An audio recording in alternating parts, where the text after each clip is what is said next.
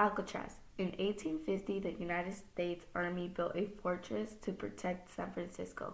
Then, in 1868, they built a military prison. Some of the prisoners were the Hopi Indians.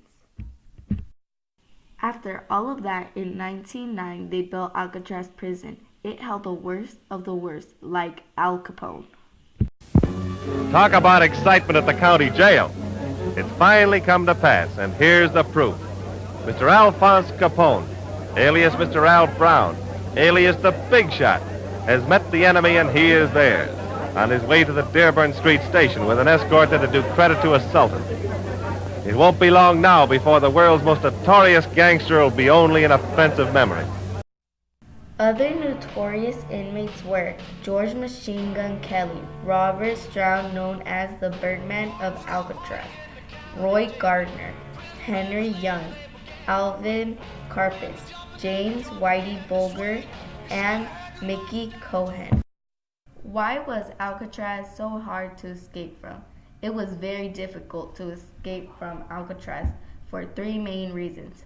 First, the water around the rocky island can drop to 16 degrees centigrade, and the currents are deadly, easy sweeping a person out to sea or worse, into ceilings. Also lurking in the water are great white sharks that patrol the area searching for easy prey.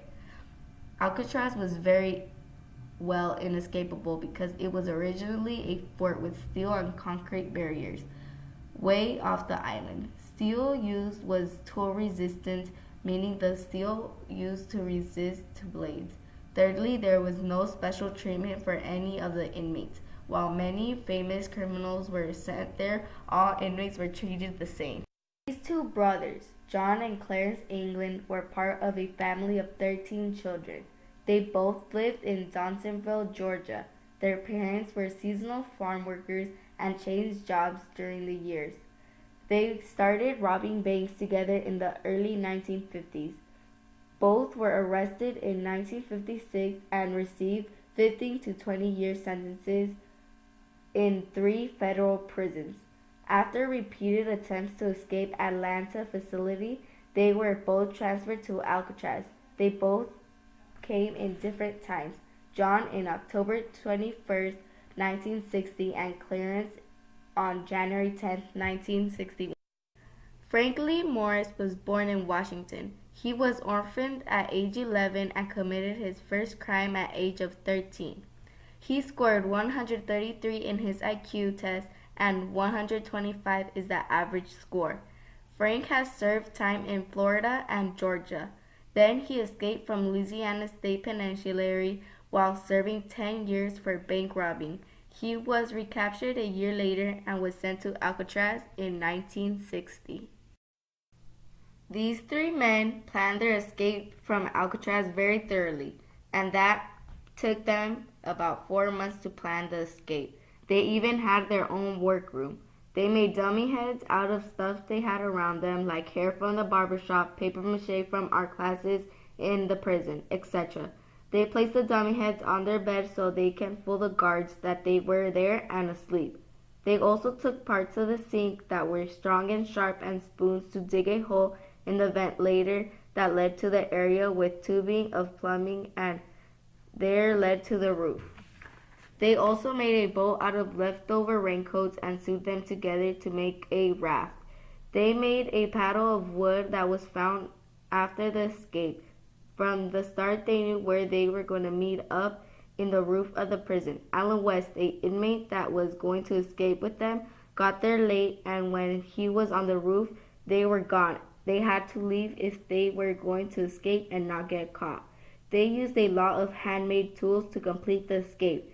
They made life suits to be safe and not drown during the process of rowing away. Their plan was there. We're going to go on the boat to a close-by shore, land there, after steal a car, and each of them go their separate ways. But after the escape, there was no stolen car complaint in the area. The manhunt for those 3 men went on for almost 50 years.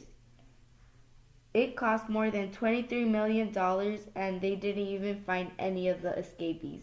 But in 2013, Ken, the brother's nephew, told a news reporter that John England sent him a letter that said that his brother died in 2011 and Frank passed away in 2008. He also stated that he is in a very bad health and that he has cancer and that he will go to jail for a year and get medical attention. The prison was already planning to close before the escape happened. They were going to close it because the shipment of water and supplies was too expensive and they couldn't afford it anymore.